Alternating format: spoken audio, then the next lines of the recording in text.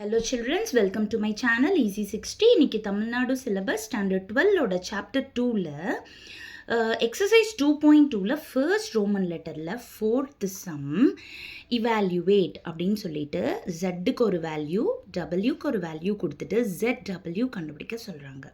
இப்போ இங்கே பார்த்தீங்கன்னா Z பதிலாக 5 - 2i, W பதிலாக -1 + 3i சப்ஸ்டியூட் பண்ணிவிட்டு நம்ம மல்டிப்ளை பண்ண போகிறோம். 5 × -1 - 5, 5 × 3i 15i, minus into minus plus 2i into 1 2i, minus into plus minus 2 3s are 6, I into I square.